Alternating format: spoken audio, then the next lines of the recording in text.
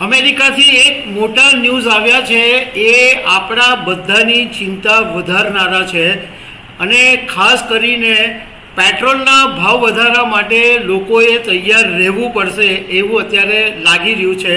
આ ઉપરાંત શેર બજાર અને સોના ચાંદી બજાર ઉપર પણ મોટી અસર પડવાની સંભાવના છે। તો આના વિશે તમારી સાથે વાત કરીશ। મારું નામ રાજેશ શાહ છે અને તમે જોઈ રહ્યા છો ગુજરાતના સૌથી મોટા ડિજિટલ ન્યૂઝ પ્લેટફોર્મ ખબર છે.com। ઈરાન અને ઇઝરાયલ વચ્ચે છેલ્લા ઘણા સમયથી યુદ્ધ ચાલી જ રહ્યું છે અને એવામાં હવે અમેરિકા પણ કૂદી પડ્યું છે। ડોનાલ્ડ ટ્રમ્પે અમેરિકાના રાષ્ટ્રને સંબોધન કર્યું અને જાણકારી આપી કે ભારતીય સમય મુજબ સવારના 4:30 વાગે વહેલી સવારે અમેરિકાએ ઈરાનના 3 પરમાણુ સ્થળો પર હુમલા કરી અને આ ત્રણેય સ્થળોને નષ્ટ કરી દીધા છે। એમાં ફોર્ડો છે, નંતાસ છે અને ઇસ્ફહાન કરીને જે ઈરાનના 3 વિસ્તારો છે એની ઉપર હુમલા કરી દીધા। હવે અમેરિકાએ હુમલો કર્યો તો ઈરાન પણ બેસી નથી રહ્યું અને ઈરાને ઇઝરાયલના 14 શહેરો પર હુમલા કર્યા છે અને એ પછી ઈરાનનું એક સત્તાવાર પહેલું સ્ટેટમેન્ટ પણ સામે આવ્યું છે અને ઈરાને એવું કીધું છે કે અમેરિકાએ જે હુમલા કર્યા એમાં એક પણ લોકોનો જીવ ગયો નથી કે કોઈ રેડિયેશન લીકનું જોખમ પણ થયું નથી। હવે આ તો થઈ વાત યુદ્ધની કે ઇઝરાયલ ઈરાન યુદ્ધ ચાલી રહ્યું છે ઘણા સમયથી અને એની અસર પડેલી જ છે ઓલરેડી।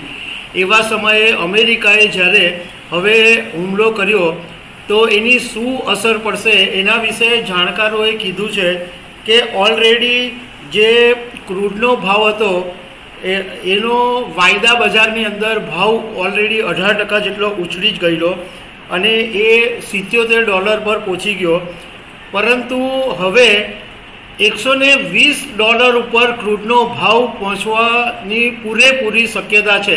કોઈ એવી શંકા નથી લાગતી કે ક્રૂડનો ભાવ 120 પર નહીં પહોંચે। એના ઘણા બધા કારણો છે, કારણ કે એક તો આ ઈરાન છે એ ઓઇલ ઉત્પાદકનું એક મુખ્ય દેશ છે। બીજું કે આ યુદ્ધ થવાને કારણે જે શિપ જે જહાજો ઓઇલ લઈને આવે છે એમણે ઘણા બધા રૂટ્સ બદલવા પડે છે અને એને કારણે પણ કિંમતો ઉપર મોટી અસર પડવાની છે। હવે સીધી જ વાત એ છે કે ક્રૂડનો ભાવ $120 ઉપર પહોંચે તો ક્રૂડ એવી વસ્તુ છે જે બધી જ વસ્તુની સાથે ડાયરેક્ટ ઇનડાયરેક્ટ સંકળાયેલી છે। દરેક પ્રોડક્ટ હોય, કાપડ હોય, સાબુ હોય, ટ્રાન્સપોર્ટેશન હોય, બધાની અંદર ક્રૂડની જરૂરિયાત રહે છે। સૌથી પહેલું જે આપણને મોટો માર પડવાની શક્યતા છે એ પેટ્રોલ અને ડીઝલના ભાવમાં છે। કદાચ એવી તૈયારી રાખવી જ પડશે કે આગામી દિવસોની અંદર પેટ્રોલના ભાવની અંદર એક મોટો ઉછાળો આવી શકે। આ ઉપરાંત ટ્રાન્સપોર્ટેશન, પેટ્રોલના ભાવ વધશે એટલે ટ્રાન્સપોર્ટેશન વધવાનું છે, તો ટ્રાન્સપોર્ટેશન વધશે એટલે દરેક કિંમતને ભાવ વધવાના છે। મતલબમાં એક મોટી મોંઘવારી માટે પણ આપણે તૈયારી રાખવાની છે।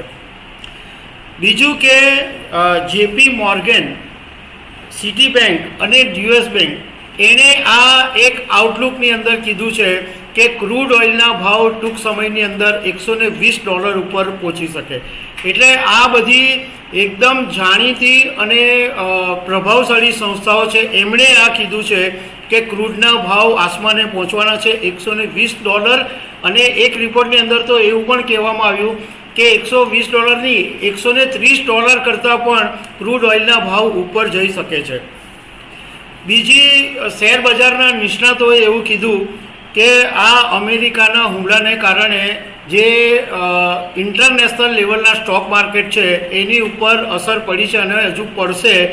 એટલે સોમવારે જ્યારે ભારતીય શેર બજાર ખુલશે ત્યારે BSE અને NSEની અંદર ભારે વેચવાલીનું દબાણ આવી શકે છે, કારણ કે